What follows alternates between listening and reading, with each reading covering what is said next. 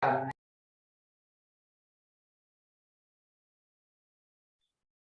bismillahirrahmanirrahim. Assalamualaikum warahmatullahi wabarakatuh. Shalom.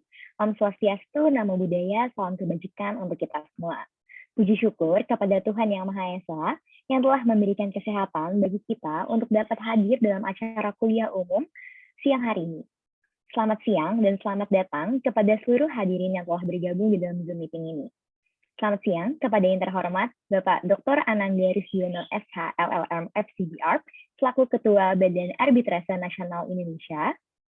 Selamat siang kepada yang terhormat Bapak Dr. Idris SHMH selaku Dekan Fakultas Hukum Universitas Padjadjaran. Selamat siang kepada yang terhormat Ibu Dr. Prita Amalia SHMH selaku PLH Kepala Departemen Hukum Bisnis Transnasional FH4. Selamat siang kepada yang terhormat Bapak Ibu Guru Besar dan dosen pengajar mata kuliah Hukum Arbitrase dan Alternatif Penyelesaian Sengketa Fakultas Hukum Universitas Padjadjaran. Tak lupa selamat siang juga saya ucapkan kepada seluruh mahasiswa dan mahasiswi Fakultas Hukum Universitas Padjadjaran. Selamat datang di acara kuliah umum presented by Transnational Business Law Department yang bekerja sama dengan Badan Arbitrase Nasional Indonesia atau BANI. Acara kuliah umum siang hari ini mengusung tema perkembangan arbitrase dalam rangka mendukung bisnis transnasional. Pertama-tama, izinkan saya untuk memperkenalkan diri saya terlebih dahulu. Saya Quinasha Volanda, mahasiswa Departemen Hukum Bisnis Transnasional FH4, selaku Master of Ceremony pada acara siang hari ini. Sebelum memulai acara kuliah umum, dimohon bagi seluruh peserta untuk segera mengisi daftar hadir di absensi paus 4. Selain itu, saya juga ingin mengingatkan untuk para peserta untuk selalu menyalakan kameranya dan menonaktifkan mikrofonnya selama acara dilaksanakan. Acara ini akan terdiri dari pemaparan materi yang akan disampaikan oleh Bapak Dr. Ananda Risyono yang akan dilanjutkan dengan sesi diskusi atau tanya jawab interaktif yang akan dipandu oleh moderator. Sebelum kita memulai rangkaian acara untuk hari ini, marilah kita bersama-sama membaca doa menurut agama dan kepercayaan masing-masing. Berdoa dipersilahkan.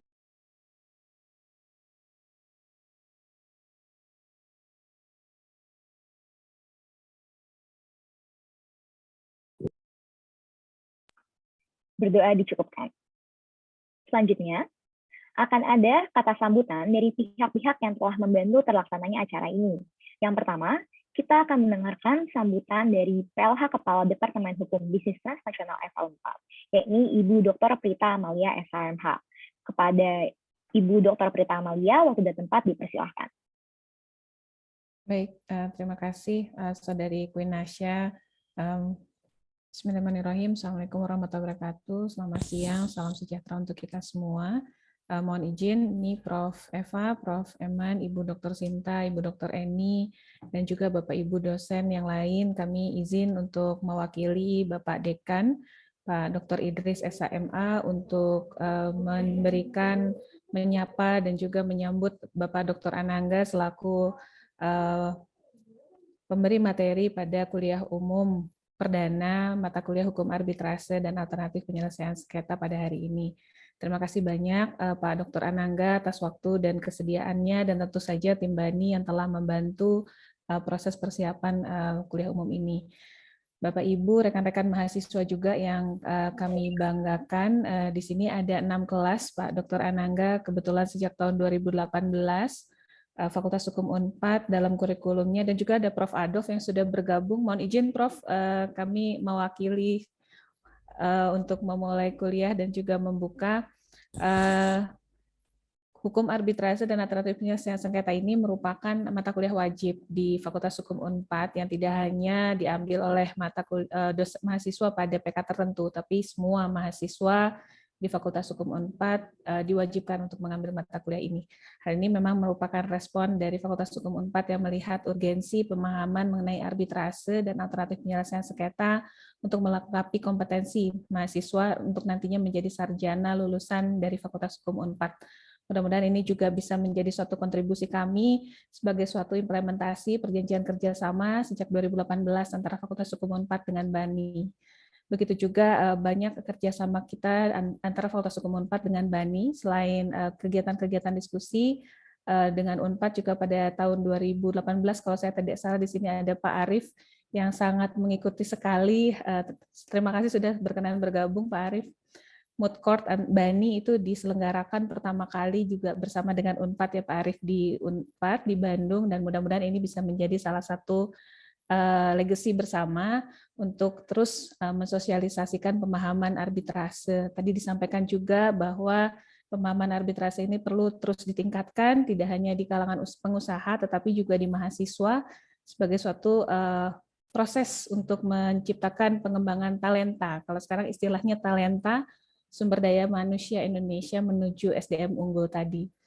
Baik, saya tidak berpanjang lebar. Terima kasih banyak. Mungkin akan ada juga nanti kegiatan-kegiatan lain bersama Bani, karena kita pertemuan ini ada 15 kali pertemuan. Mudah-mudahan mahasiswa juga bisa mendapatkan insight yang lengkap pada hari ini untuk membuka kuliah hukum arbitrase untuk 14 kali pertemuan selanjutnya ke depan sampai dengan akhir semester nanti, dan juga mudah-mudahan mahasiswa mendapatkan inspirasi juga ini mungkin Pak Dr. Anangga untuk tugas akhir mereka yang pada di Fakultas Hukum Unpad ini juga tugas akhir itu didorong untuk menjadi suatu publikasi yang dalam jurnal, begitu, tidak hanya dalam bentuk skripsi yang mungkin pada zaman saya hanya di perpustakaan begitu ya.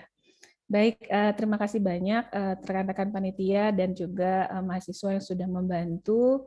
Mudah-mudahan kita bisa memanfaatkan kegiatan pada hari ini dengan sebaik-baiknya. Mohon maaf apabila ada yang kurang berkenan, dan juga terima kasih atas kehadiran Bapak Ibu dosen di sini, Prof. Adolf, Prof. Eva, Prof. Eman, Ibu Dr. Sinta, Ibu Dr. Eni, dan juga Bapak Ibu yang lainnya. Wabillahi taufiq wal hidayah. Wassalamualaikum warahmatullahi wabarakatuh. Selamat siang. Kembali ke Queen Nasya. Baik, terima kasih Ibu Dr. Prita Amalia atas kata sambutannya. Sebelum memasuki agenda utama kita akan melakukan foto bersama terlebih dahulu. Kepada seluruh peserta, dimohon untuk menyalakan kameranya, dan nanti akan saya hitung dari slide pertama hingga slide terakhir. Oke, untuk slide yang pertama akan saya hitung mundur. 3, 2, 1. Terima kasih. Selanjutnya untuk slide kedua. 3, 2, 1. Selanjutnya untuk slide ketiga. 3, 2, 1. Dan yang terakhir untuk slide keempat. 3, 2, 1. Oke. Terima kasih atas partisipasinya teman-teman mahasiswa semuanya. Selanjutnya kita akan memasuki agenda kita yang utama, yaitu pemaparan materi dan sesi diskusi yang akan dipandu oleh moderator, yakni Bapak Mursal Maulana SHMH selaku dosen di Departemen Hukum Bisnis Transnasional. Untuk selanjutnya saya serahkan kepada Pak Mursal, sudah tempat, dipersilahkan. Baik, terima kasih Queen Nasya selaku Master of Ceremony dalam kuliah umum hari ini. Terima kasih atas kind introduction-nya. Baik, Assalamualaikum warahmatullahi wabarakatuh. Selamat siang, salam sejahtera bagi kita semua. Yang saya hormati Profesor Eman Suparman, Profesor Eva Lela Fakriah, Profesor Huwal Adolf, Dr. Sinta Dewi, dan juga para dosen pengajar hukum mata kuliah hukum arbitrase dan alternatif sengketa. Baik, selamat datang di kuliah umum hukum arbitrase pada hari ini. Bagi para mahasiswa, ini merupakan kuliah perdana kalian di semester genap tahun 2022. Telah hadir di hadapan kita narasumber yang sangat luar biasa, yaitu Bapak Dr. Anangga Rosdiono, SHLLM. Selamat siang, Pak Anangga. Selamat siang. Baik, terima kasih Pak Anangga sudah berkenan hadir memberikan kuliah umum kepada mahasiswa kami dalam sesi siang ini.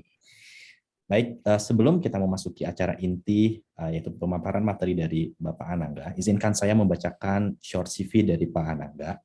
Dr. Anangga Rosdiono, SHLLM, FCR, adalah Ketua Badan Arbitrase Nasional Indonesia. Beliau juga menjabat sebagai Ketua International Mediation and Arbitration Center, IMAC. Beliau juga menjabat sebagai Wakil Ketua Badan Arbitrase Keolahragaan Indonesia, serta merupakan salah satu past President ex officio dalam Vice President dari Asia Pacific Regional Arbitration Group atau APRAG. Dr. Anangga juga merupakan Ketua Institut Arbiter Indonesia (IARB) dari periode 2012 sampai dengan periode tahun 2017. Bapak Anangga juga terdaftar sebagai arbiter di ASEAN International Arbitration Center dan Thailand Arbitration Center, serta anggota di Court of Arbitration for Sport. Dr. Anangga adalah pendiri dan senior partner dari kantor hukum Rosdiono dan Partners. Beliau terdaftar sebagai anggota dalam Himpunan Konsultan Hukum Pasar Modal. Beliau juga adalah salah satu anggota dari ASEAN Business Advisory Council. Baik, kepada Bapak Anangga, waktu dan layar kami persilahkan untuk penyampaian materi dalam sesi kuliah umum ini. Sebelumnya saya juga ingin menyampaikan kepada para mahasiswa, nanti setelah Bapak Anangga menyampaikan materinya, silakan kalian menggali informasi dan juga berbagai hal-hal yang memang kalian ingin dalami terkait dengan arbitrase ini. Mumpung Pak Anangga ini juga seorang praktisi yang memang prominent expert di bidang arbitrase, silakan kalian manfaatkan waktu ini dengan sebaik-baik mungkin. Baik, kepada Bapak Anangga, waktu dan layar saya persilakan, Pak. Terima kasih Pak Mursal atas pembukaannya dan membacakan CV saya. Selamat pagi Bapak-bapak dan Ibu-ibu, Dr. Prita Amalia yang memberikan sambutan, juga kepada para guru besar dan dosen-dosen Fakultas Hukum Universitas Padjadjaran, para hadirin mahasiswa seluruhnya. Merupakan kehormatan buat saya untuk memberikan kuliah perdana untuk mata pelajaran hukum arbitrase. Buat saya pribadi ini sesuatu yang sangat membahagiakan karena tidak banyak fakultas hukum yang memberikan mata pelajaran hukum arbitrase sebagai suatu mata pelajaran wajib. Karena arbitrase itu sesuatu yang sebetulnya sudah lama, tetapi pengertiannya masih beragam dan ketidakmengertiannya pun masih banyak. Jadi dalam kuliah umum ini saya akan membahas mengenai perkembangan arbitrase dalam rangka mendukung bisnis internasional, transnasional. Bagi saya yang sangat saya akan sampaikan adalah dasar-dasar daripada arbitrase atau prinsip-prinsip dari dasar dari arbitrase dalam kaitan penyelesaian sengketa dalam bisnis. Jadi kalau kita melihat latar belakang daripada arbitrase itu sejak zaman Belanda, kita melihat di RV itu sudah ada RV dan HIR. Kita mengenal arbitrase, malah kalau kita lihat bahwa baru pada tahun 77 kita mempunyai undang-undang mengenai arbitrase. Jadi sebenarnya arbitrase itu sudah lama dan lebih disebutkan sebagai bukan arbiter, tapi adalah penyelesaian sengketa. Jadi kita melihat bahwa BANI itu didirikan untuk kepentingan penyelesaian bisnis. Karenanya pendirian BANI itu adalah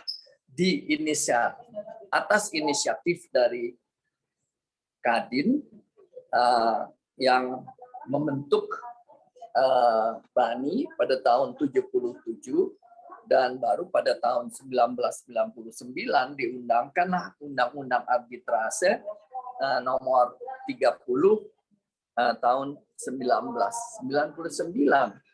Kenapa waktu itu baru bisa kita mempunyai suatu undang-undang arbitrase? Oleh karena ketika saat itulah dibuka kesempatan investasi bagi penanam modal asing di Indonesia.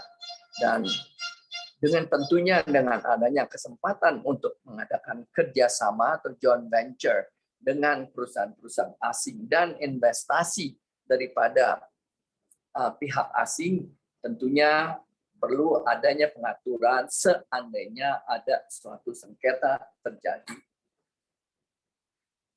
Jadi kalau kita melihat kecenderungan daripada penyelesaian secara arbitrase bahwa makin hari penyelesaian melalui arbitrase sangatlah dibutuhkan oleh kaum pihak-pihak bisnis, baik itu karena hubungan business to business, bisa juga government to business, dan bisa juga antara pengusaha bisnis di Indonesia, bisa bisnis internasional atau transnasional. Jadi kita melihat bahwa perkembangan yang sangat pesat mengenai penggunaan penyelesaian sengketa di dalam persengketaan arbitrase. Kenapa arbitrase sangat diminati oleh para pebisnis adalah karena yang paling pokok adalah penyelesaian sengketa dalam waktu yang singkat, yaitu dalam 180 hari kita harus bisa dapat menyelesaikan persengketaan itu. Dan juga bahwa penyelesaian atas sengketa tersebut adalah mengenai bisnisnya. Jadi kita harus mengerti sengketa atau isu bisnis daripada sengketa itu. Memang latar belakang hukum adalah penting, tetapi yang penting dalam penyelesaian sengketa melalui arbitrase adalah bagaimana kita mengerti isu bisnis daripada sengketa itu. Jadi kalau kita lihat jumlah, mungkin saya bisa beri gambaran mengenai jumlah sengketa yang diajukan dan jumlah pembatalan yang diajukan. Kita melihat bahwa sengketa penyelesaian sengketa melalui arbitrase sangatlah meninggi, dan tren itu akan terus berlangsung pada masa ini. Persoalan-persoalan yang banyak itu memang banyak menguntungkan, tetapi juga ada hal-hal yang ada drawbacks-nya. Jadi tidaklah terlalu mudah pada saat ini untuk menyelesaikannya, karena memang pemahaman dan penerapan asas-asas dalam arbitrase itu kurang dipahami. Sedangkan asas yang terpenting di dalam persengketaan ini adalah masalah kepercayaan, kerahasiaan, dan itikat baik. Jadi kalau kita perhatikan bahwa kita bicara mengenai penyelesaian sengketa melalui sengketa bisnis. Sengketa bisnis itu dimulai oleh karena adanya suatu perjanjian. Jadi kita harus melihat di dalam penyelesaian sengketa bisnis adalah selalu dimulai adanya suatu perjanjian yang dibuat oleh dua belah pihak, dan dibuatnya perjanjian itu adalah dengan asas saling percaya dan adanya itikat baik di antara keduanya, serta hubungan mereka adalah sifatnya rahasia, dalam artian bahwa tidak semua pihak bisa mengetahui apa yang diperjanjikan dan apa yang diinginkan dari perjanjian itu. Jadi makanya kita harus melihat bahwa ketika kita bicara penyelesaian sengketa bisnis, kita harus kembali kepada pengertian persengketaan kesepakatan itu sendiri. Jadi kita harus melihat pada pasal 1320 Kitab Undang-Undang Perdata, di mana harus ada kesepakatan, ada kecakapan membuat, adanya hal tertentu dan sebab yang halal.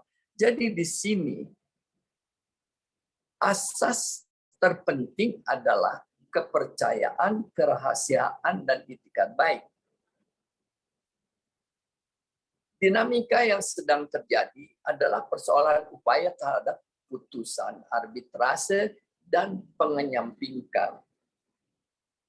Dan yang terakhir adalah masalah pandemi.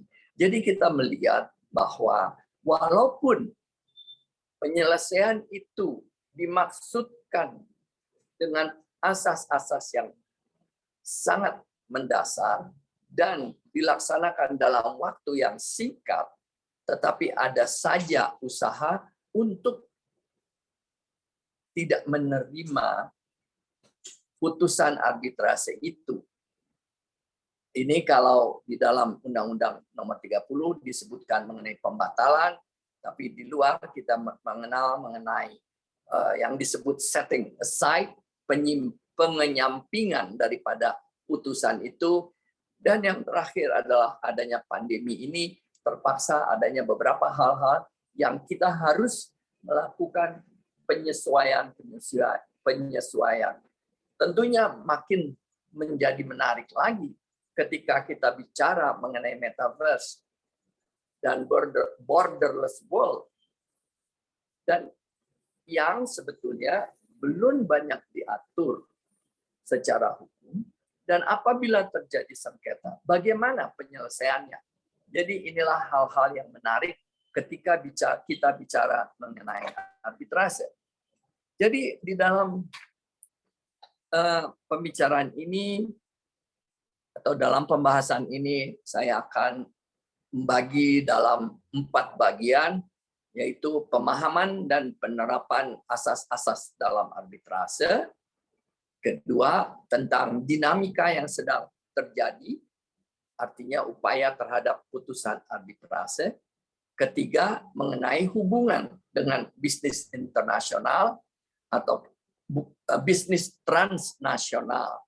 Jadi lebih kepada hubungan bisnis antar negara dan antar pengusaha yang beda negara, dan kami akan menyampaikan beberapa pandangan mengenai arbitrase ini. Dan saya membuka kesempatan kepada para hadirin untuk melakukan tanya jawab. Jadi kalau kita bicara mengenai, tadi saya sudah mengatakan bahwa yang penting dalam asas arbitrase adalah kepercayaan, itikat baik, dan kerahasiaan. Penyesuaian harus banyak terjadi di dalam perkembangan kehidupan sosial dan juga di dalam hubungan bisnis. Dan juga dengan adanya pandemi COVID-19 juga menyebabkan harus adanya banyak penyesuaian. Namun demikian, walau kita harus melakukan inovasi di era digital ini, dan juga harus mengadakan penyesuaian, namun prinsip daripada berarbitrase yang 3 itu tetap harus kita pegang sebagai dasar. Karena itulah kita mengatakan penyelesaian sengketa di luar pengadilan. Jadi kita melihat bahwa memang tujuannya adalah menyelesaikan sengketa, tetapi dilakukan di luar pengadilan dan merupakan suatu alternatif penyelesaian sengketa. Jadi sebelum ada arbitrase, kita negosiasi, konsiliasi, dan mediasi. Jadi bagaimanapun perkembangannya, apapun yang disengketakan dalam hubungan bisnis apapun, tetapi yang harus kita tetap pegang adalah asas arbitrase itu.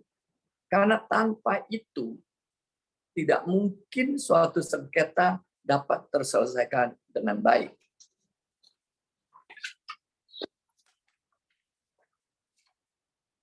Jadi kalau kalau kita bicara mengenai itikat baik, itu memang sebetulnya kita memulai dengan ketika kita membuat perjanjian itu, sudah ada itikat baik untuk melakukan suatu kerjasama dengan melakukan sesuatu, tidak melakukan sesuatu, memberikan jasa, atau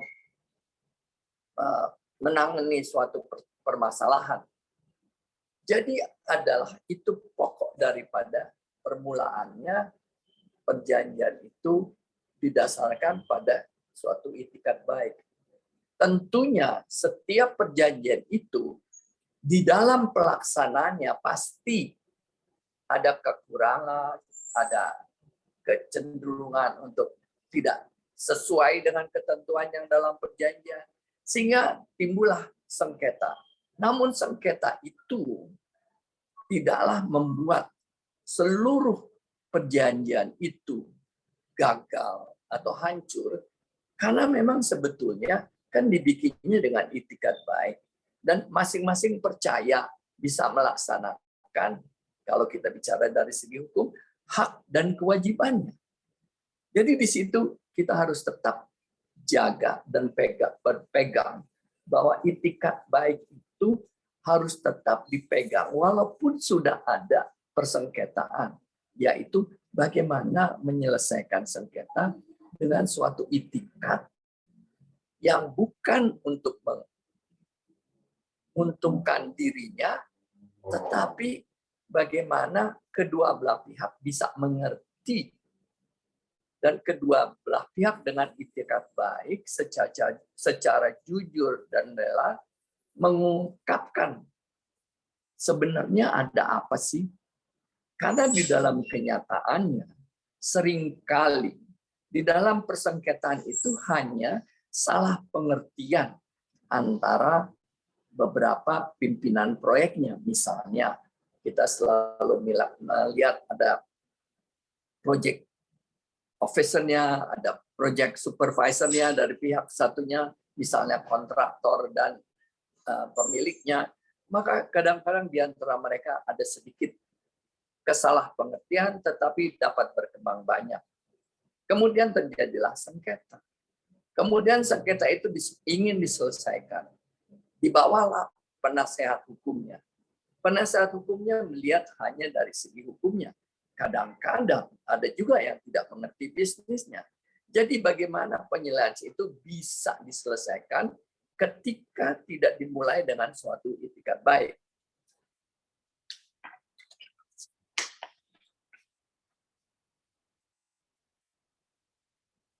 Makanya itikat baik dalam arbitrasi itu sangatlah penting. Karena bila salah satu menerapkan prinsip tersebut, maka tentunya ada suatu timbal balik bahwa yang pihak satunya akan melakukan hal yang sama juga. Jadi adanya suatu ripple effect ya. Jadi yang satu berbuat baik, pasti yang satu akan berbuat baik juga. Karena kita memang dimulai dengan itikat baik. Bila itu kedua pihak menerapkan proses penyelesaian sengketa tidak berada dalam nuansa adversarial, tetapi dalam kekeluargaan dan kejujuran. Jadi kan pusatnya adalah bagaimana kita menyelesaikan dengan baik sengketa itu. Bukan menyelesaikan sengketa untuk kepentingan satu pihak dan pihak lainnya. Jadi apabila masing-masing memang punya itikat baik, bahwa adalah masing-masing menerapkannya dengan baik, tentunya ini akan membuka kemungkinan suatu putusan yang adil. Perbaikan hubungan bisnis di kemudian hari. Karena pada dasarnya para pihak itu sebenarnya menginginkan terselesaikan pekerjaan atau jasa yang diinginkan, yang dicakup dalam perjanjian tersebut. Nah, ini harus dilihat sebagai pokoknya. Tapi itu juga kita kalau dilihat dari arbiternya, maka jelas bahwa dalam melakukan atau mendengarkan proses penyelesaian sengketa itu, karena dua-duanya mempunyai suatu itikat yang baik dengan niat-niatan baik, tentunya adalah lebih mudah bagi majelisnya untuk mengerti bagaimana mencapai suatu penyelesaian terbaik. Dan sebenarnya arbiter itu bukan memutuskan demi kepentingan dirinya, tetapi turut membantu para pihak untuk bertemu kembali, sehingga sengketa itu misalnya kalau ada gelas pecah, ditempel lagi bisa bentuknya bagus lagi.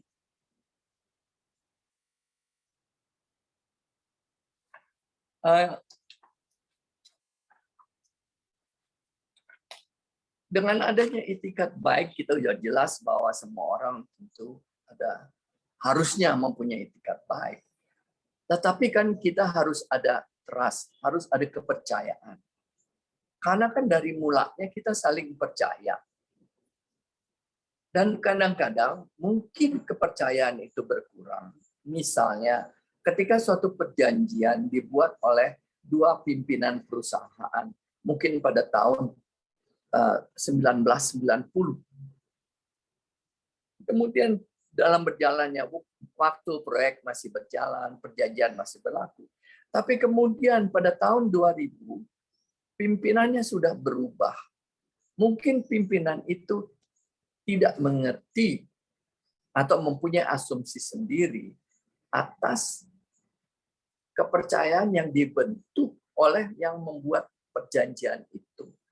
Sehingga dengan demikian pada titik terjadi sesuatu, timbul adanya ketidakpercayaan. Nah, inilah yang sebenarnya harus kita hilangkan. Bahwa kepercayaan yang harus diharapkan adalah mengenai kerelaan dan ekspektasi. Kan dari permulaannya memang kita ingin melakukan sesuatu yang dalam perjalanan pelaksanaannya nanti pada akhirnya kita mengharapkan sesuatu terjadi yang baik sesuai dengan keinginan ketika kita membuat perjanjian itu. Tentunya di tengah jalan ada kerikil-kerikil, ada perbedaan asumsi, ada perbedaan kondisi daripada kondisi luar yang membuat harus adanya penyesuaian tapi tidak dilakukan, sehingga timbul persengketaan. Jadi seseorang sejak saat itu dan ketika mulai adanya sengketa dan ingin menyelesaikan sengketa, yang penting adalah adanya kemampuan dan integritas. Kemampuan untuk mengerti apa sih yang disengketakan. Bisnis apa? Kenapa itu terjadi? Apakah itu bisnis mengenai kondisi tanah, misalnya dalam pembangunan jalan tol, ataukah itu kesalahan perhitungan daripada campuran-campuran aspal dan betonnya, saya nggak tahu, tapi kira-kira begitu. Jadi itu perlu adanya kemampuan mengerti permasalahan dan integritas yang tinggi bahwa persengketaan ini bisa diselesaikan untuk kepentingan bersama. Makanya saya sudah dari permulaan menyebutkan mengenai itu dimulai dengan adanya kesepakatan, karena perjanjian itu kan adanya asas fakta serta. Ya. Kedua ya adalah suatu ikatan di antara kedua belah pihak dan bahwa perjanjian itu adalah hukum atau undang-undang bagi para pihaknya. Dan juga bahwa dengan adanya trust, kepercayaan itu, jadi ketika kita mulai melakukan hearings atau sidang-sidang penyelesaian, kita atau majelis ingin mendengar dari masing-masing pihak. Dan masing-masing pihak percaya menyampaikan yang benar, sehingga majelisnya pun percaya bahwa apa yang disampaikan itu adalah benar. Jadi dari situ kita melihat bahwa semua pihak harus memulai dengan itikat baik, harus memulai dengan adanya kepercayaan. Dan kepercayaan dan itikat baik ini harus dipunyai oleh semua, pemohon, termohon, arbiter. Karena apa? Tujuannya adalah untuk membangun kembali hubungan yang sudah ada menjadi baik kembali. Dan bisa melakukan hubungan-hubungan lain di kemudian hari apabila ada. Jadi manifestasi daripada prinsip trust itu adalah kita mengatakan bahwa itu semua harus ada pada para pihak yang melakukan penyelesaian arbitrase. Yaitu seperti saya katakan, pemohon, termohon, majelis. Kan kita mengetahui bahwa di dalam arbitrase, majelis arbiternya itu dipilih atau ditunjuk oleh masing-masing pihak. Berarti masing-masing pihak percaya bahwa mereka dapat membantu menyelesaikan sengketa ini.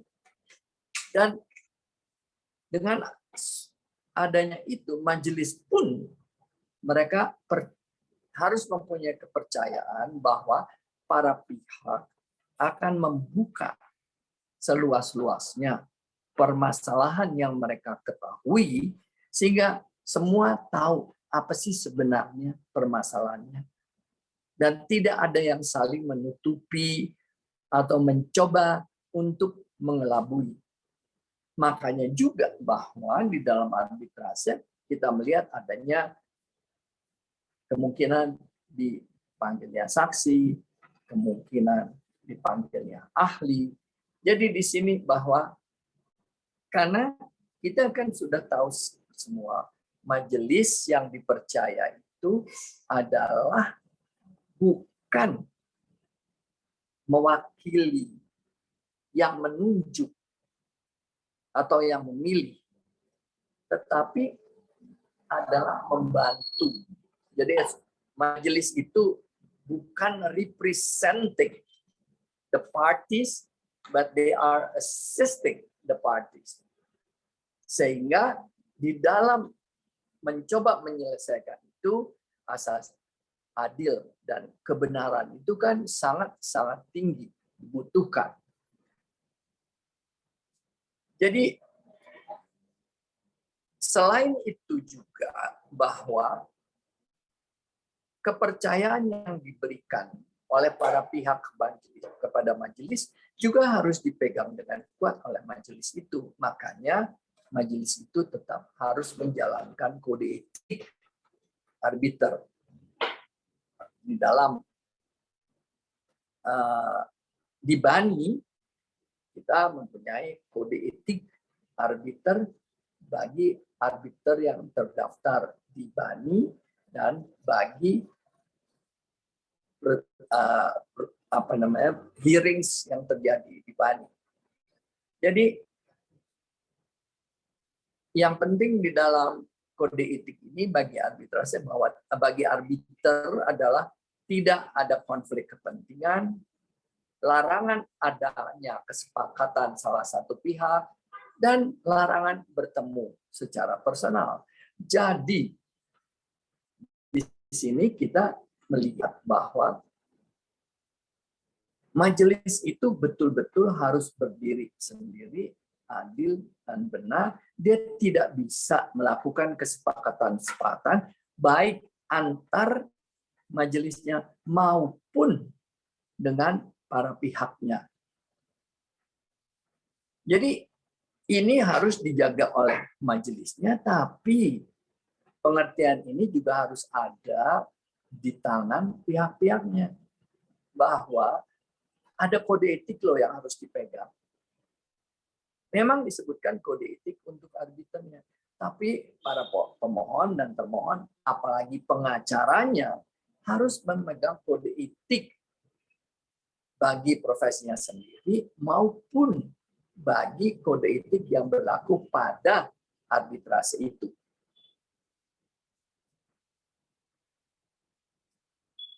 Jadi kita di sini harus melihat bahwa kepercayaan itu harus dimulai sejak permohonan itu diajukan. Memang ada persengketaan. Sengketa itu paling pasti ada di balik kepalanya bahwa saya nggak suka sama dia. Makanya saya minta supaya diselesaikan. Tapi itu sebetulnya itu titik yang bukan yang permulaan yang harus dicari. Kita ada sengketa, bagaimana kita menyelesaikan. Tapi ternyata kita berdua tidak bisa menyelesaikan sendiri. Makanya kita minta bantuan orang. Kalau bantuan orang itu hanya sekedar untuk mempertemukan suatu penyelesaian, itu kan kita bilang mediasi. Putusannya tidak dapat dilaksanakan. Tapi ketika kita bicara arbitrase, karena apa? Karena para pihak menginginkan apa yang sudah dapat diselesaikan sebagai suatu penyelesaian sengketa, putusannya itu dapat dilaksanakan.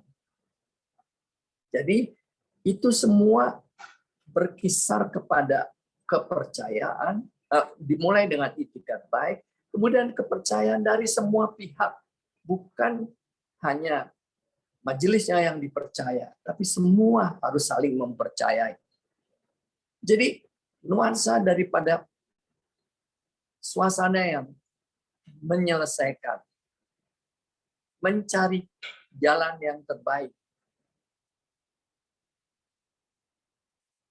Jadi yang harus dihindarkan adalah nuansa adversarial selama proses penyelesaian. Jangan adanya tipu muslihat dalam memenangkan perkara.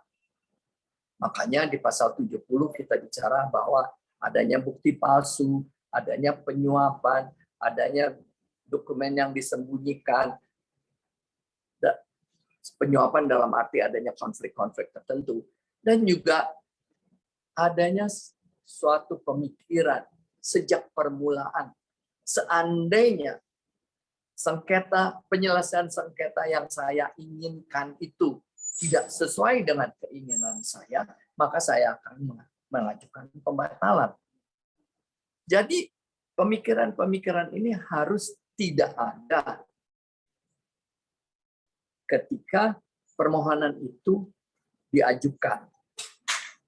Ya, karena kalau itu sudah ada, percumalah kita mengadakan suatu permohonan arbitrase dan percumalah kita mendapat suatu putusan yang final and binding dan executable. Jadi ini pun karena dianggap putusan itu fair dan benar dan adil. Jadi sekarang kita udah bicara mengenai dua pokok azas yang terpenting. Kita mulai bahwa adanya itikat baik, adanya kepercayaan, dan yang terakhir adalah kerahasiaan. Memang sebenarnya ketika perjanjian itu dibuat, masalah kerahasiaan itu sudah ada. Namun kadang-kala untuk pelaksanaan daripada perjanjian itu, maka seringkali perjanjian itu terbuka untuk semua. Tetapi ketika ada persengketaan, orang mulai berjaga-jaga. Janganlah semua orang tahu bahwa ada sengketa timbul dalam proyek ini atau timbul antara kedua perusahaan ini. Misalnya antara BUMN dengan kontraktornya. Karena banyak sekali pekerjaan yang mereka lakukan bersama. Tapi kebetulan di dalam satu proyek ini ada ketidakcocokan atau ada sengketa. Nah, pada titik itu maka prinsip kerahasiaan itu sudah mulai berlaku atau sudah mulai dijaga oleh kedua belah pihak. Dan ini harus terus dijaga sampai putusan itu keluar dan dilaksanakan. Jadi ketika permohonan untuk penyelesaian arbitrase diajukan, sehingga di daftarnya putusan di pengadilan, itu sama sekali tidak ada boleh pihak lain yang tahu. Orang juga tidak boleh tahu siapa yang sedang bersengketa, apa yang dipersengketakan, siapa majelisnya. Itu semua harus dalam suasana rahasia. Sehingga hearing arbitrase itu adalah tertutup, lain dengan pengadilan. Ketika kita di pengadilan, itu sangat terbuka. Semua orang bisa datang, bisa dengar, bisa tahu. Semua orang bisa tahu siapa majelis hakimnya, siapa pengacaranya. Di dalam hearing arbitrase, ini sama sekali tidak boleh ada. Dan tidak boleh saling menceritakan kepada pihak lain. Jadi itu betul-betul hanya terjadi dari orang-orang yang terlibat di dalam proses penyelesaian sengketa itu. Dan ini kan karena apa? Karena kan yang dijaga adalah reputasi dari masing-masing pihak. Kan kalau ada satu kontraktor bersengketa dengan satu BUMN, udah gembar-gembor, oh dia sih ada selalu sengketa. Kan dia tidak mudah untuk mendapatkan pekerjaan. Pekerjaan lain gitu. Jadi itu betul-betul menjaga reputasi. Karena di dalam bisnis kan hubungan-hubungan itu kan harus sangat-sangat dijaga oleh semua pihak. Dari sisi majelisnya, dengan ada kerahasiaan ini, dia lebih mudah untuk mendapatkan informasi yang terbuka dan rahasia. Rahasia yang tidak orang lain tahu, tapi cuma di antara mereka.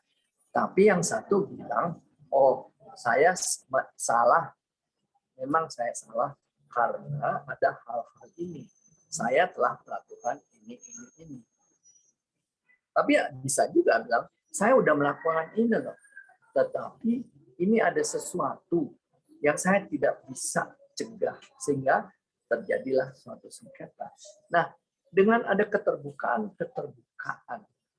di antara pihak yang bisa didengar oleh majelis di dalam suatu sidang yang sangat tertutup, maka adalah lebih mudah bagi arbiternya untuk mengambil suatu usulan atau putusan mengenai bagaimana sih menyelesaikan yang terbaik untuk kepentingan kedua belah pihak. Ya kan ini kita lihat, bisa lihat pada pasal 14 ayat 2 dari peraturan prosedur arbitrase. Di situ kan disebut seluruh persidangan dilakukan tertutup untuk umum dan segala hal yang berkaitan dengan penunjukan arbiter termasuk dokumen-dokumen, laporan, catatan sidang, keterangan-keterangan saksi, ahli, dan putusan-putusan harus dijaga kerahasiaannya di antara para pihak, para arbiter, dan juga bani. Jadi kalau kita bilang kerahasiaan, kita bilang adanya sidang, memang proses daripada diadakannya arbitrasi itu melalui badan. Bani itu adalah suatu badan yang mengatur dapat terjadinya sidang-sidang arbitrase. Jadi kita adalah fasilitator, administrator. Tapi bani tidak turut campur dan tidak boleh mengetahui apa yang terjadi selama sidang dan tidak boleh tahu apa isi daripada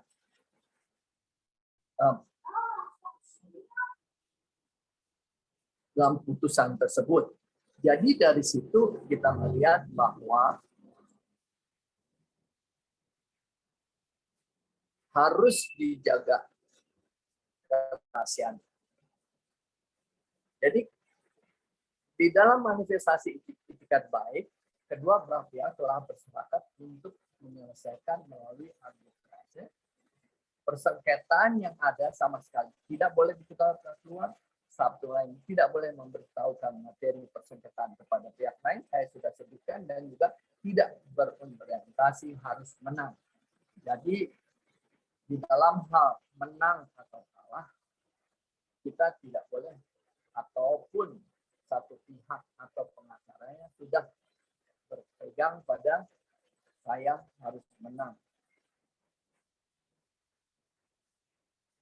Selanjutnya kita, jadi ini harus kita tetap pegang walaupun kondisi apapun yang berubah-ubah. Jadi kondisi kerahasiaan itu bisa kita lihat harus kita tetap jaga ketika kita bicara mengenai virtual.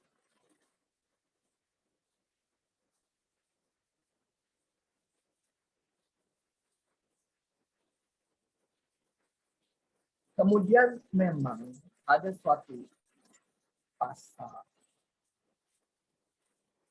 di dalam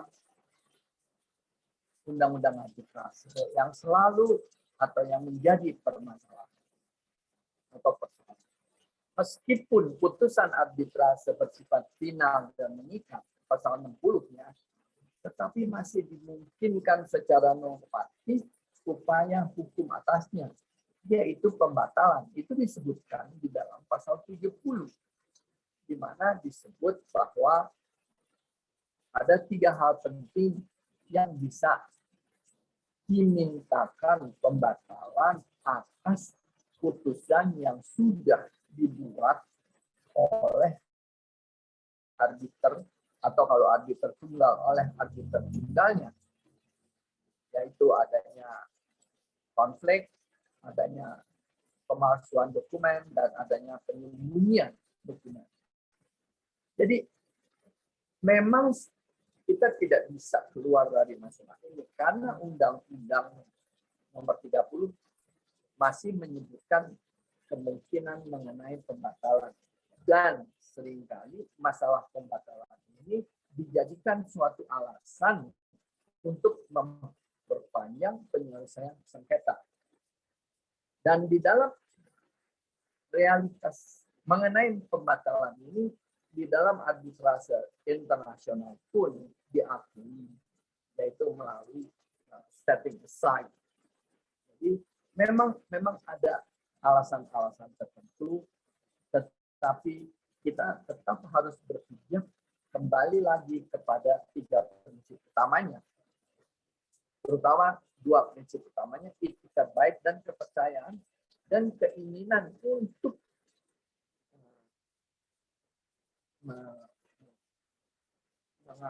melaksanakannya, menyelesaikan dengan baik. Nah, kalau kita bicara mengenai adanya setting aside itu yang penyampingan. Kalau kita menyebutkan pembatalan, annulment. Jadi kita lihat bahwa penyampingan artinya putusannya tidak diakui dan tidak dapat dilaksanakan, tetapi putusannya tetap memiliki kekuatan hukum. Jadi masih mungkin untuk dilaksanakan di tempat lain. Pembatalan putusannya tidak memiliki kekuatan hukum mengikat, sehingga secara otomatis tidak dapat dilaksanakan.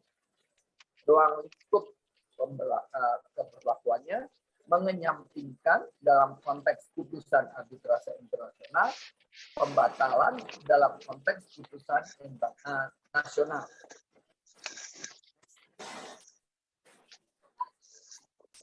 Ya, alasan pembatalan yang penafsirannya dapat dilakukan secara ekstensif ini selalu diambil sebagai suatu cara saja yang dipergunakan, walaupun sebenarnya bagi saya pribadi ini sudah menyimpang daripada prinsip penyelesaian sengketa itu sendiri. Next.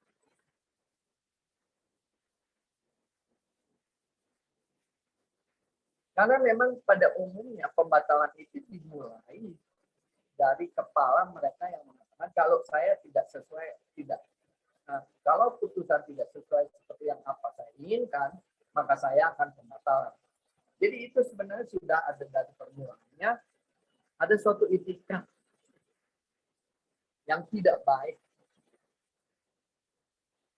Ya, tidak beretikat baik dengan bisa memperpanjang proses, menunda pelaksanaan, ya, juga tidak beretikat baik dengan memberikan data-data yang tidak tepat kepada majelis. Jadi mereka memang sudah memulai dengan suatu etikat tidak baik.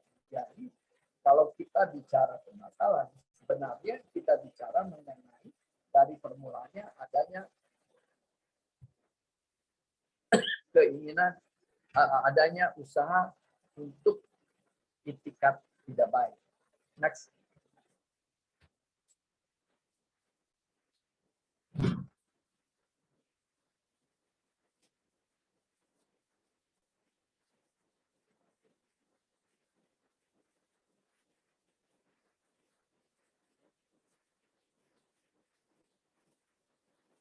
Kemudian ketika kita bicara mengenai putusan arbitrase yang dibuat tidak menggunakan rules money atau yang dibuat di luar Indonesia dengan menggunakan rules lain seperti SIAP atau ICC.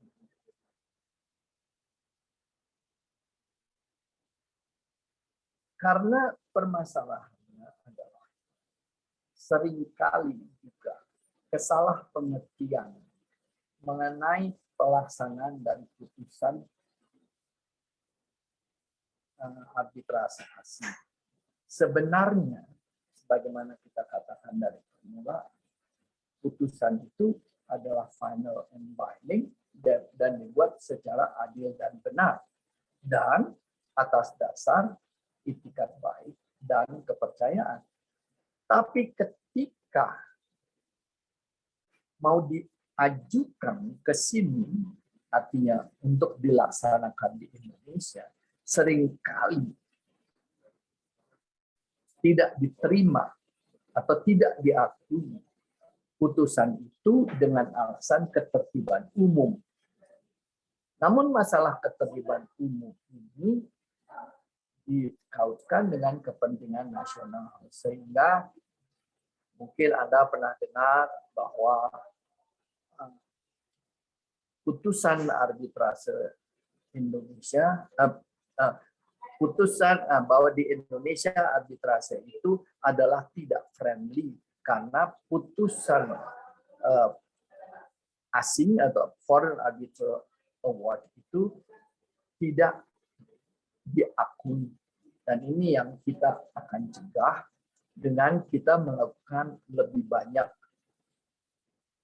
pengertian bahwa sebaiknya di dalam setiap perjanjian bisnis hendaknya dispute settlement clause, penyelesaian sengketa, ya, pasal mengenai penyelesaian sengketa itu di antara dua pebisnis yang berbeda negara atau berbeda hukum, hendaknya apabila secara operasional ada di Indonesia, digunakanlah penyelesaian sengketa dengan menggunakan rules BANI dan dilakukan di Indonesia sehingga pengakuan dan pelaksananya dapat dengan mudah dilaksanakan. Jadi hal-hal demikianlah yang menyebabkan bahwa di dalam konteks perkembangan bisnis transnasional itu kita melihat bahwa penyelesaian daripada persengketaan itu digantungkan dengan suatu keadaan yang menyusahkan salah satu pihak atau menggunakannya dari permulaan sebagai dasar untuk nanti sulit dilaksanakan. Jadi di dalam bisnis ini kita kan bisa tahu adanya joint venture. Joint venture agreements itu diadakan antara katakanlah suatu PT Indonesia atau dengan PT PMA, bikin joint venture agreement, pabriknya ada di Indonesia, asetnya ada di Indonesia, governing law dari perjanjian adalah Indonesia, tapi di dalam dispute settlement clause-nya disebut akan dilaksanakan dengan menggunakan rules dari SIAK dan dilaksanakan di Singapura. Dan inilah makanya di dalam perkembangan selanjutnya kita mengharapkan bahwa maksudnya kita itu bani kerjasama dan dengan Kadin kita mencoba mengembangkan atau menaikkan kredibilitas kita bahwa setiap perjanjian yang dibuka di sini, yang dilaksanakan di Indonesia, asetnya di Indonesia, penyelesaiannya adalah rules Indonesia. Dan kita juga bisa melihat bahwa seringkali rules dari luar yang digunakan diselesaikan di sana oleh arbiter yang tidak mengenal hukum Indonesia. Kadang-kadang pengacaranya juga dari luar dan pengacara Indonesia sebagai pendampingnya, maka hal ini membuat suatu ketimpangan. Dengan adanya suatu policy yang terbaru dari pemerintah untuk membuka kemudahan bagi investasi, dan makanya adanya undang-undang cipta kerja, ini juga kita harus mempertautkan bahwa di dalam penyelesaian sengketa itu juga kita menggunakan rules dari BANI dan rules di Indonesia, sehingga walaupun itu adalah suatu bisnis transnasional, tetap saja penyelesaian sengketa itu bisa diselesaikan dengan baik di Indonesia. Kita juga, next.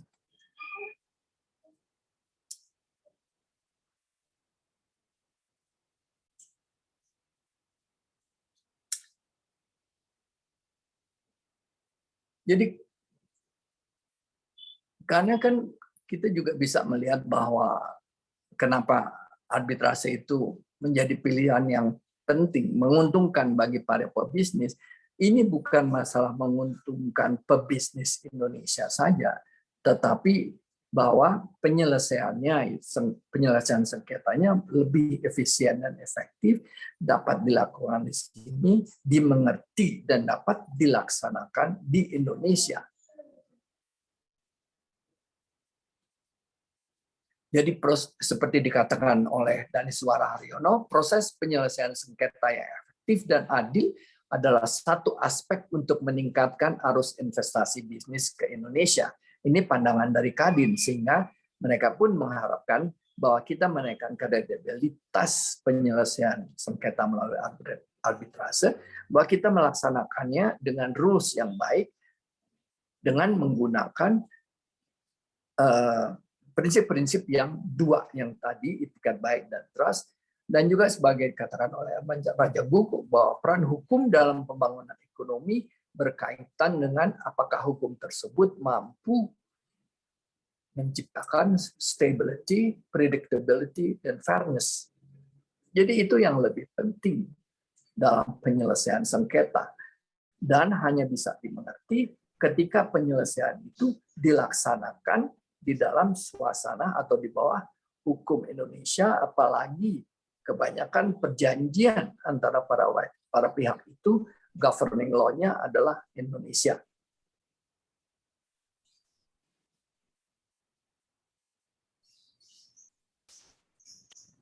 Pak Anangga, unfortunately the time is up. Mungkin bisa diringkas. Ya, jadi saya cuma sedikit lagi, saya cuma akan bahas mengenai sedikit untuk masa depan ya. Kita kan suka bicara mengenai metaverse ya.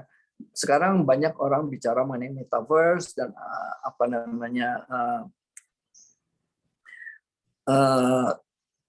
kondisi-kondisi yang akan datang di mana sangat-sangat di luar kejangkauan hukum menurut saya. Karena kita bicara tentang hal-hal yang belum diatur secara hukum, tetapi diterima di dalam transaksi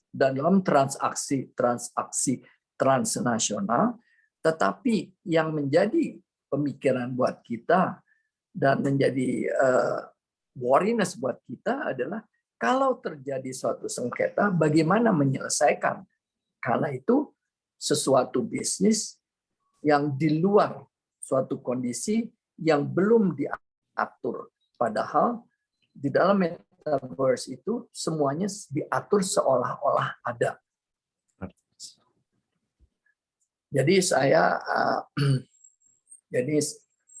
jadi sebenarnya semesta ready for players ya, tapi kita gimana caranya? Nah, makanya kita juga seperti tadi kita bicara mengenai virtual ya, kita udah melakukan virtual, tapi kan gimana menjaga kerahasiaannya? Tapi itu sangat menguntungkan karena efisien, baik waktu, biaya, dan jarak. Karena saya pernah mengalami bahwa majelis saya terdiri dari 3 orang, saya di Jakarta, 1 orang ada di Brunei, 1 orang ada di Vancouver, pihaknya ada di Kuala Lumpur, yang 1 lagi ada di Itali, lawyernya 1 di Jakarta, 1 di Hong Kong, 1 di Singapura. Jadi hal ini semua sudah terjadi dan harus ditangani, tapi hal ini bukan tidak mungkin karena yang penting adalah kita berpegang pada prinsipnya. Saya rasa kita akan tutup sebagai suatu penutup adalah bahwa secara normatif penegakan eksistensi asas-asas arbitrase secara eksplisit dalam revisi Undang-Undang 399 diperlukan suatu mekanisme konkret seperti sanksi agar asas-asas tersebut secara konsisten dapat dijalankan. Terkait dengan pembatalan diperlukan suatu reformulasi yang cenderung restriktif yang bersifat fundamental mistakes atas alasan-alasan pembatalan. Jikalau memang sangat diperlukan, jikalau tidak perlu dipertimbangkan ulang eksistensinya. Dan juga sebenarnya tadi saya ada sebentar membahas dengan Profesor Erman, bagaimana dengan pelaksanaan dari putusan, karena sampai hari ini putusan arbitrase tidak bisa dilaksanakan oleh badan arbitrasenya, tetapi hanya bisa dilakukan dengan cara registrasi ke pengadilan negeri dan penyitaannya dilakukan oleh pengadilan negeri. Jadi apakah tidak bisa fungsi eksekusinya dilaksanakan oleh arbitrase? Yang ketiga, terkait dengan penyampingkan diperlukan suatu konsistensi penerapan The New York Convention 1958 dan limitasi atas definisi ketertiban umum. Ya, ini ketertiban umum yang selalu dipergunakan oleh setiap negara. Keempat, diperlukan suatu norma-norma yang tepat berkaitan penyelesaian sengketa melalui arbitrase dalam menghadapi masa depan seperti metaverse. Secara kemanusiaan yang bersifat kemanusiaan selalu memegang asas-asas dalam berarbitrase, kepercayaan, kerahasiaan, dan itikat baik. Orientasi dalam berarbitrase adalah untuk menyelesaikan sengketa dari litigatif menuju looking forward dan sedapat mungkin menghindari nuansa adversarial. Kedua, dalam menyelesaikan sengketa melalui arbitrase, diperlukan juga pemahaman yang baik mengenai aspek bisnisnya, tidak hukum ansih. Ketiga, diperlukan sikap adaptif, evaluatif, dan inovatif yang berkelanjutan terkait dengan kesiapan kita dalam menghadapi masa depan yang terus berubah dengan sangat cepat. Saya rasa ini adalah apa yang bisa kami sampaikan sebagai pembuka daripada kuliah hukum arbitrase, dan apabila ada pertanyaan-pertanyaan, saya persilakan. Baik, terima kasih Bapak Dr. Anangga Rosdiono atas paparan materi yang sangat komprehensif, Pak. Ini merupakan kuliah pembuka, mudah-mudahan para mahasiswa yang mengikuti perkuliahan ini semakin tertarik dengan perkembangan hukum arbitrase dan alternatif penyelesaian sengketa ini. Sebelum kita memasuki ke sesi Q&A, mungkin saya bisa meng-highlight beberapa poin penting yang disampaikan oleh Bapak Anangga.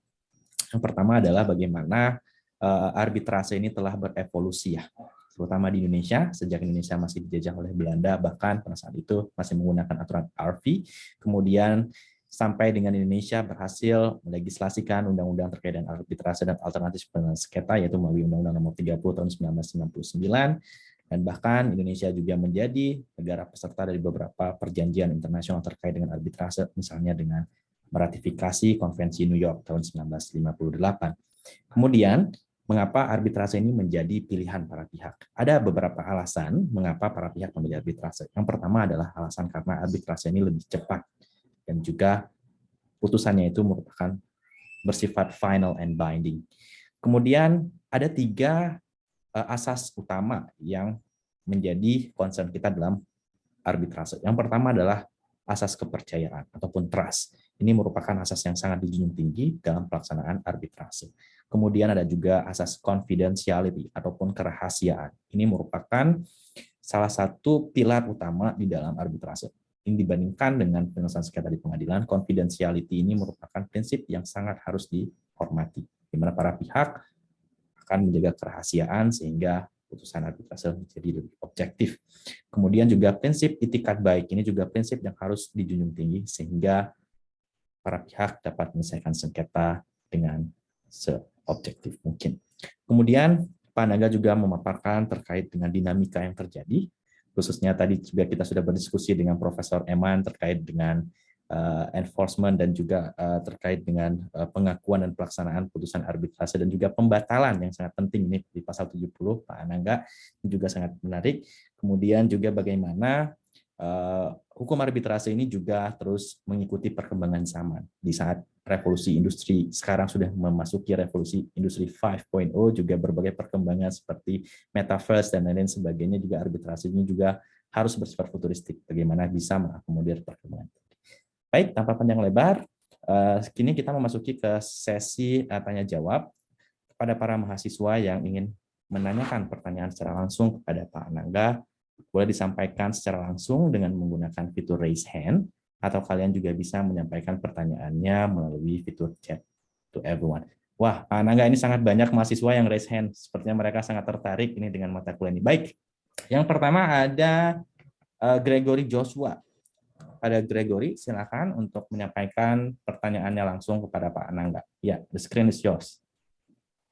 Baik, terima kasih Pak Mursal atas kesempatannya. Selamat siang menjelang sore, Pak Anangga. Saya Joshua, mahasiswa dari Fakultas Hukum Universitas Pajajaran. Saya ingin bertanya, Pak. Mungkin saya pernah ini kaitannya dengan arbitrase antara badan hukum dan juga negara seperti itu, Pak. Saya ingin bertanya bahwasannya mungkin sama halnya dengan kontrak bisnis. Biasanya kalau misalnya penyelesaian sengketa itu akan diawali dengan musyawarah, mediasi, lalu kalau misalnya tidak berhasil akan dilanjutkan ke tingkat arbitrase. Dan sebagaimana di investment arbitration juga biasanya ada cooling off period yang bisa 6 bulan sampai 12 bulan lalu lanjut ke arbitrase. Nah, saya ingin bertanya Pak, mungkin dari pandangan Bapak sebagai seorang arbiter, pada saat pihak penggugat itu mengirimkan notice of arbitration dan responden atau defendant itu memberikan responnya, yang mana responnya itu ibaratnya dia tidak mengakui terjadinya pelanggaran terhadap klausa yang telah disepakati, apakah dari penolakan tersebut sudah bisa dilihat bahwa responden atau tergugat itu tidak beritikat baik untuk menyelesaikan sengketa melalui musyawarah atau amicable settlement sebelum melanjutkan ke arbitrase? Atau mungkin memang biasanya arbiter itu menunggu untuk komunikasi lebih lanjut baru dapat menetapkan tidak dapat dilaksanakannya penyelesaian sengketa di luar arbitrase. Mungkin seperti itu Pak pertanyaan saya. Terima kasih. Baik. Terima kasih ya. Mungkin Gregory. Pak Anangga bisa langsung merespon untuk pertanyaan pertama, Pak. Ya. Terima kasih Gregory. Saya cuman pertama saya ingin memperbaiki istilah ya. Tidak ada tergugat ya. Kita adalah pemohon dan termohon. Claimant dan responden ya, Pak. Nah, itu penting sekali ya. Karena tidak ada gugat-menggugat. Karena kita mencari jalan keluar. Ya. Kemudian mengenai jawaban, memang dalam setiap permohonan arbitrase itu disampaikan kepada badan, kalau di Indonesia itu badan, nanti badan akan menyampaikan kepada termohon bahwa ada suatu permohonan demikian dan harap menjawab. Ya. Jawaban itu bisa tentunya akan selalu mengatakan saya tidak salah, itu tidak benar. Tetapi itu bukan berarti selesai di situ. Dari situ kemudian kita melihat memang ada sengketa. Tapi sebelum daripada itu semua, kita mesti lihat dulu perjanjiannya bilang penyelesaiannya lewat arbitrase atau lewat pengadilan. Ya, saya tidak menyinggung masalah kompetens, tapi kalau arbitrase ya hanya arbitrase, kalau pengadilan ya hanya pengadilan. Let's say ini suatu arbitrase. Dalam arbitrase sudah ada permohonan, biasanya ada termohon, jawaban, kemudian diminta siapa yang diajukan sebagai arbiternya. Kemudian akan ditunjuklah majelisnya, mulailah persidangan itu.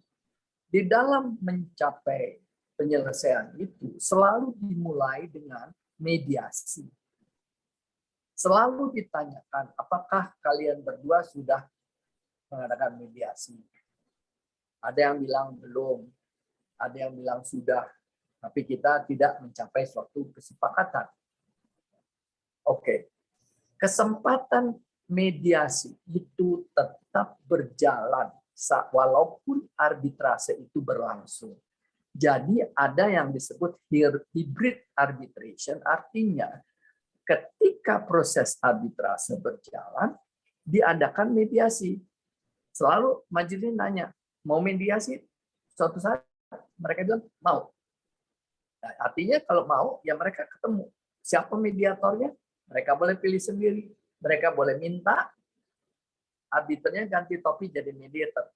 Tapi ketika mediasi berjalan, arbitrasenya berhenti dulu. Kalau mediasinya berhasil, mungkin ada akta perdamaian.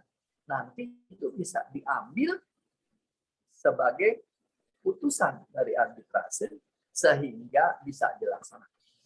Jadi masalah mediasi itu tetap harus berjalan.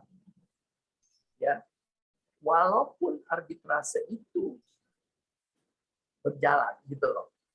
Jadi masalah penyelesaian di antara mereka berdua itu tetap harus terbuka.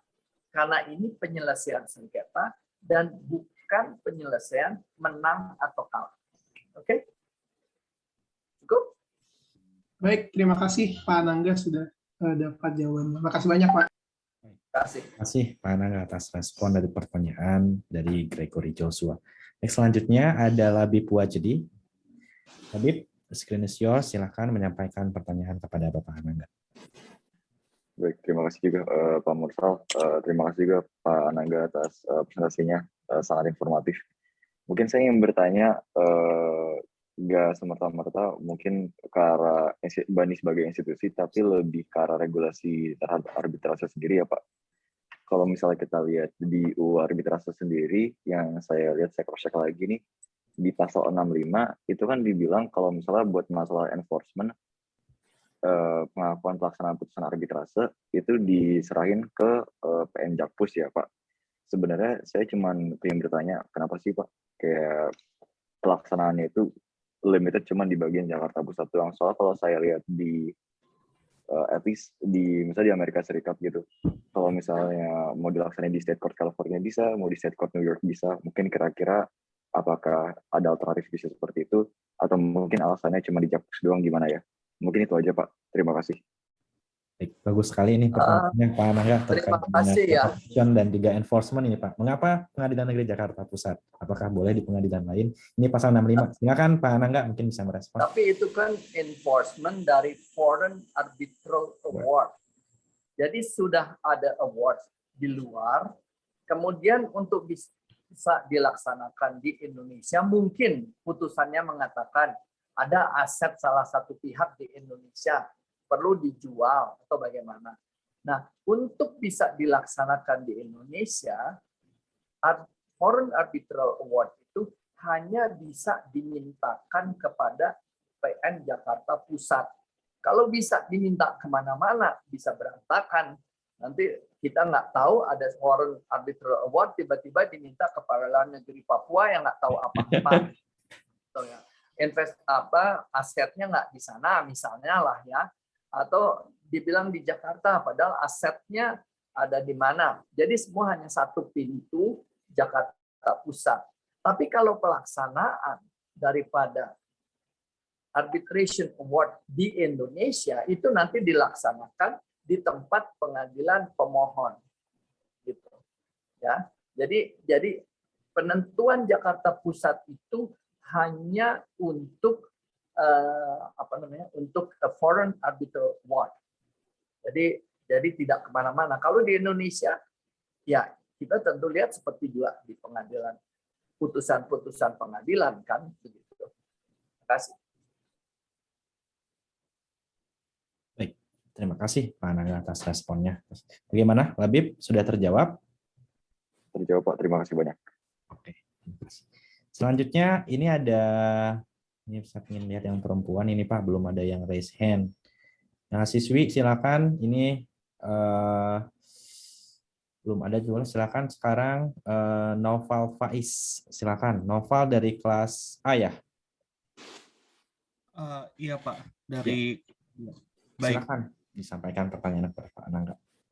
Baik, terima kasih atas kesempatannya Pak Mursal dan terima kasih atas pemaparannya Pak Anangga. Pertanyaan saya terkait dengan regulasi dari arbitrase yang berlaku sekarang, yaitu Undang-Undang Nomor 30 Tahun 1999. Yang menjadi pertanyaan saya adalah seperti yang disampaikan tadi dalam presentasi, sebenarnya masih terdapat banyak kekurangan dari undang-undang ini. Lalu yang saya tanyakan adalah sebenarnya apa yang menjadi titik lemah dari undang-undang ini dan apa yang sebenarnya harus diprioritaskan untuk direvisi, terutama guna mendukung kebijakan pemerintah juga yang setengah mengembangkan investasi dan menciptakan Indonesia sebagai negara yang lebih ramah terhadap arbitrase. Mungkin itu yang ingin menjadi pertanyaan saya. Terima kasih. Sebenarnya kalau mencari kelemahan ya banyak aja ya. Tapi yang jelas tadi saya membahas mengenai pasal 70 ya, mengenai pembatalan.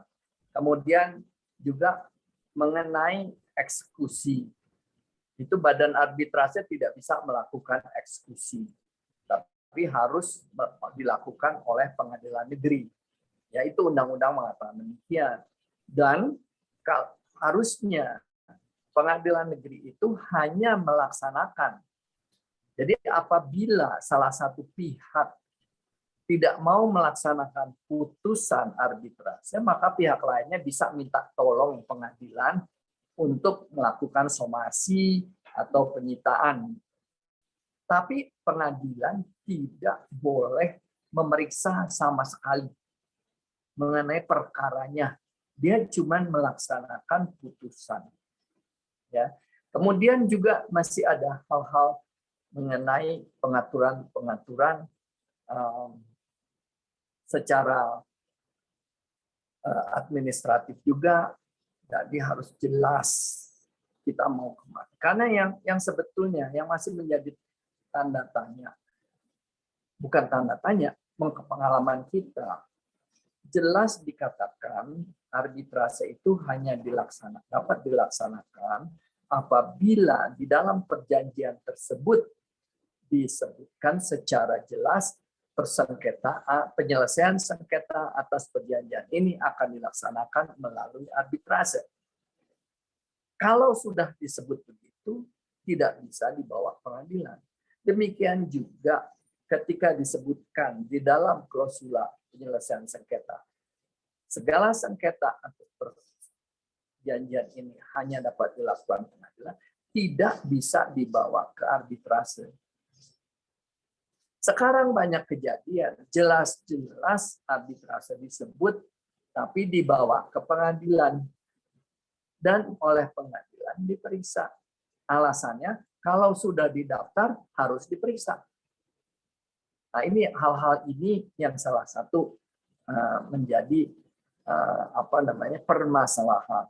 Juga tadi mengenai permasalahan pengakuan Foreign Arbitral Award, itu memang kita harus menyusun lebih jelas lagi, karena kebanyakan yang digunakan oleh Pengadilan Negeri Jakarta Pusat adalah dasar daripada ketertiban umum, sedangkan ketertiban umum kan itu luas, menyangkut kepentingan nasional. Cukup segitu? Baik, terima kasih atas jawabannya Pak Anangga. Selanjutnya ini kita ingin mengundang mahasiswi nih Pak Anangga. Ini sudah ada 2 mahasiswi yang ingin bertanya. Yang pertama Queen Nasha, ini juga MC kita. Silakan Queen Nasha sampaikan pertanyaannya kepada Pak Anangga. Oke, terima kasih Pak Mursal atas kesempatannya. Selamat sore Pak Anangga. Terima kasih juga atas presentasinya. Saya ingin bertanya, sebenarnya saya lebih ke penasaran sih Pak. Jadi saya sempat pernah baca kalau misalnya para pelaku bisnis di Indonesia itu kerap kali memilih arbitrase itu di SIAK instead of BANI. Nah, salah satu keuntungannya itu karena di SIAK itu tuh mereka punya satu sistem yang bernama emergency arbitration dan juga emergency arbitrator. Nah, sejauh ini kalau misalnya dilihat di prosedur BANI itu kan sebenarnya kita masih belum punya sejenis emergency arbitration atau emergency arbitrator gitu ya Pak. Nah, mungkin saya lebih ke penasaran kenapa di Indonesia sendiri hal-hal seperti itu belum di-provide, sedangkan di beberapa negara-negara asing itu mereka sudah mempunyai regulasi yang seperti itu Pak. Terima kasih Pak.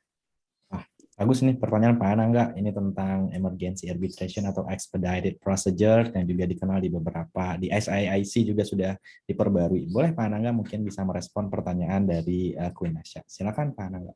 Memang ini salah satu kekurangannya daripada Undang-Undang 30 yang belum mengatur.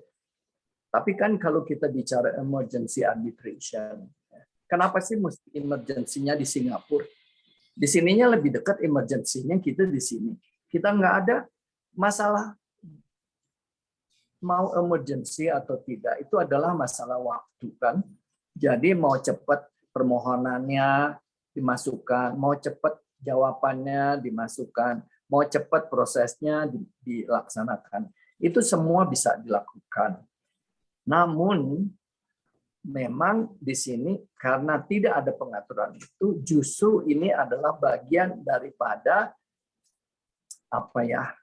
quote unquote permainan untuk memperpanjang masalah 180 harinya itu. Jadi belum apa-apa udah dimainkan, diperpanjang. Memang ini adalah sesuatu yang kita belum punya mengenai emergency arbitration, tapi belum banyak negara yang mempunyai emergency arbitration. Actually, without emergency arbitration, we can do a fast arbitration. Gitu. Ya. Izin menambahkan sedikit Pak Anangga terkait dengan emergency arbitration ini. Benar seperti yang Pak Anangga sampaikan, di beberapa arbitration institution seperti SIIC, di Swiss, dan beberapa negara memang sudah ada aturan terkait dengan emergency arbitration. Dan juga di Indonesia kita bisa melihat bagaimana case-nya. Ya, misalnya di Swiss Arbitration Center, Pak Anangga itu dulu ada kasus terkait dengan penyelenggaraan Formula One. Pada saat itu para sponsornya itu menggugat pelaksana dari Formula One itu karena memang ada hal yang sangat emergensi memang harus diputuskan lebih cepat dibandingkan dengan prosedur yang awal. Sehingga itu sudah ada rules-nya di dalam setiap badan arbitrasenya. Pak Anangga, ini sudah ada juga pertanyaan di chat box. Tunggu, saya mau tambah ya Pak Mursal. Silakan Pak Anangga. Kita melakukan itu kalau bicara tadi mengenai formula, itu di BAKI, Badan Arbitrase Keuangan Indonesia, itu dilaksanakan. That emergency arbitration itu harus begitu kejadian, begitu didengar langsung diputus. Ya, itu memang terjadi juga gitu loh. Jadi memang kecuali memang di dalam BANI itu belum diatur. Tapi kita juga sedang menuju kepada penyelesaian sengketa UMKM. Itu akan menuju ke emergency juga. Cuman kita bilang UMKM itu singkat, arbiter cukup satu, penyelesaian biaya-biayanya cukup kecil. Jadi ini yang akan ke depannya kita harus hadapi dan akan kita hadapi. Terima kasih. Baik, terima kasih Pak Anangga. Ini menarik, Bu Nasya. Mungkin bisa jadi judul skripsi ya Pak ya, untuk bisa diteliti lebih dalam. Selanjutnya, ini ada juga pertanyaan di chat box Pak Anangga. Ini dari Adiana. Mungkin kita ingin mendengar aja suara Adiana secara langsung ya Pak ya, biar lebih penyampaiannya lebih. Adiana sudah tersambung sama kita atau ingin saya bacakan saja? Oke, saya bacakan saja Pak Anangga. Ini pertanyaannya terkait dengan apakah dalam sistem penyelesaian sengketa arbitrase terdapat putusan yang dapat dilaksanakan terlebih dahulu. Misalnya seperti putusan sita jaminan dari pemohon untuk melakukan sita jaminan. Sebagaimana tujuan sita jaminan untuk kepentingan salah satu pihak yang mana ditakutnya termohon menyembunyikan harta kekayaan miliknya. Maka dari itu diperlukan sita jaminan untuk dapat dilaksanakan terlebih dahulu sebelum putusan akhir.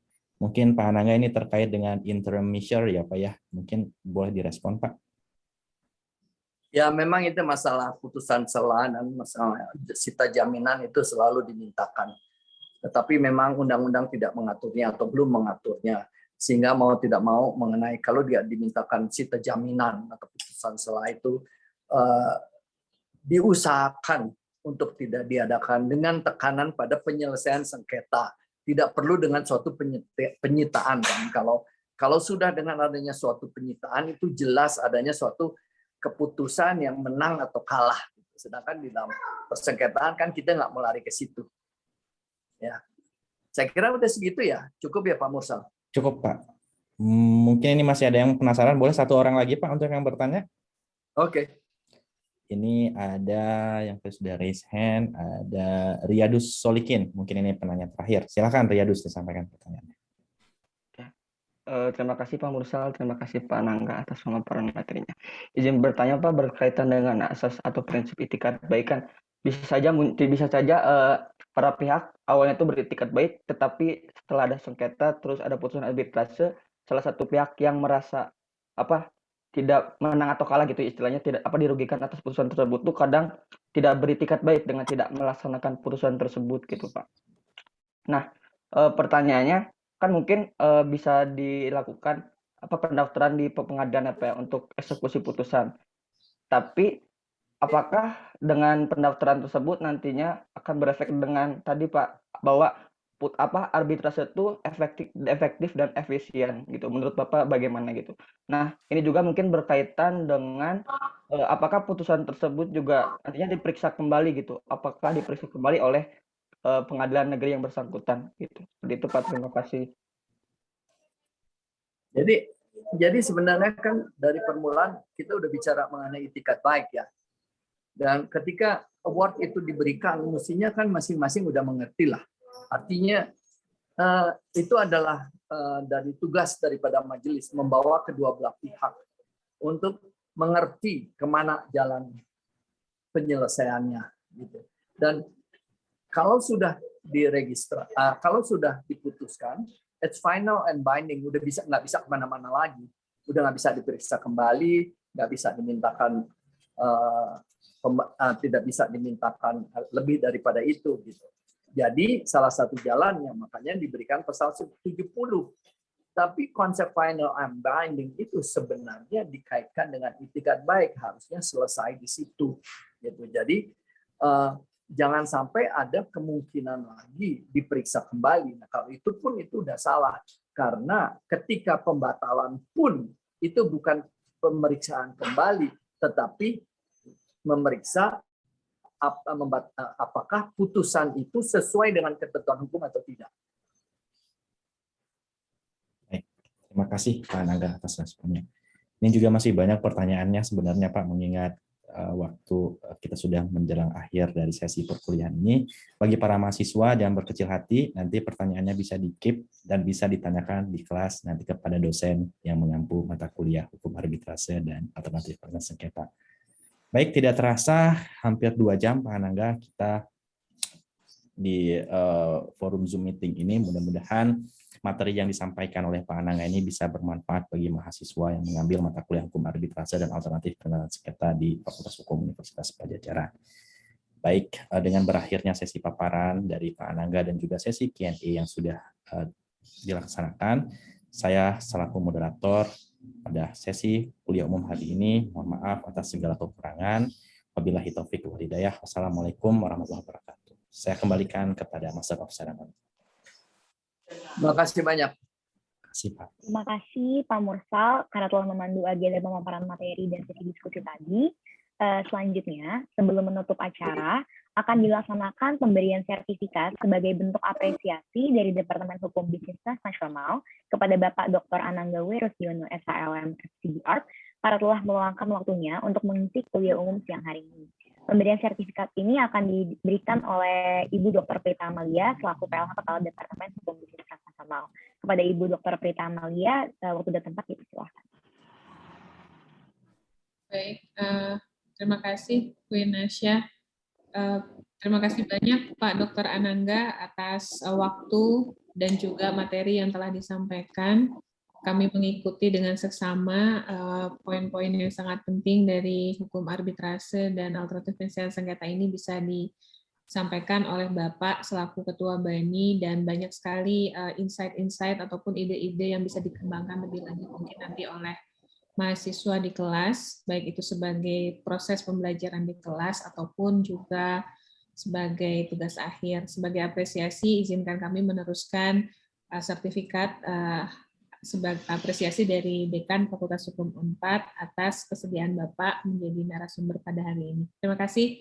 Semoga ilmu yang disampaikan juga bisa dimanfaatkan oleh mahasiswa dan juga mudah-mudahan lain kali bisa hadir lagi dan semoga pandemi berakhir bisa hadir secara fisik Pak di kampus kami. Terima kasih. Terima kasih banyak Ibu Dr. Prita atas sertifikatnya juga atas kerjasamanya. Saya rasa mengenai arbitrase ini kita bisa berbagi pengalaman dan berbagi ilmu, dan tentunya arbiter-arbiter yang terdaftar di BANI bisa turut serta dalam membantu Departemen Hubungan Internasional. Terima kasih Pak. Terima kasih. Sampai jumpa lagi. Ya, salam sehat. Salam sehat. Terima kasih juga kepada seluruh guru besar dan juga dosen pengajar, Prof. Eman, Prof. Eva, Ibu Dr. Sinta, Prof. Adolf, Bu Dr. Eni, para tamu. Di sini ada Pak Jafar juga dari BANI Bandung, Pak Arif dan juga Pak Basuki. Terima kasih banyak telah bergabung. Dan juga rekan-rekan mahasiswa. Terima kasih. Silakan Queen Nasya. Ya, baik, terima kasih Bu Prita. Tidak terasa kita telah sampai di penghujung acara kuliah umum siang hari ini. Sebelum menutup acara hari ini, saya ingin mengucapkan terima kasih yang sebesar-besarnya kepada Bapak Dr. Anangga W. Rusdiono, SHLM, FCBR, dan Badan Arbitrase Nasional Indonesia, seluruh Bapak, Ibu Guru Besar Dosen Fakultas Hukum Universitas Padjadjaran, dan mahasiswa-mahasiswi yang telah mengikuti agenda acara dari awal hingga akhir. Akhir kata, saya Queen Nasya mewakili seluruh panitia memohon maaf apabila ada kesalahan, baik yang disengaja maupun tidak. Sampai jumpa di lain kesempatan. Wassalamualaikum warahmatullahi wabarakatuh. Shalom, Om Shanti Shanti Om, Namo Buddhaya, salam kebajikan untuk kita semua. Terima kasih. Terima kasih Pak Anangga. Terima kasih Bapak Ibu semuanya. Hati-hati di jalan, Prof. Bu Prita, Bu Dr. Eni, Prof. Eva, hati-hati di jalan, Prof. Iya, ini sambil nyupir ini, Pak Ananda. Multitasking, hati-hati kau. Arif, terima kasih sudah bergabung, Pak. Ternuhun Pak Mursal, Bu Helita, Bu Pak Purnama, Bu Anita. Izin pamit ya, Bu Prita, Pak Mursal, hatur nuhun. Terima kasih juga Darian dan juga Rafli yang sudah membantu teknis acara hari ini. Next, mereka udah standby, Bu, udah terbiasa ini, Bu. Kita udah punya regenerasi baru, Bu. Thanks ya Darian, Quinasya, Rafli. Darian, Quinasya, terima kasih. Bu. Oke, izin live ya. Sama-sama, Bu. Oke.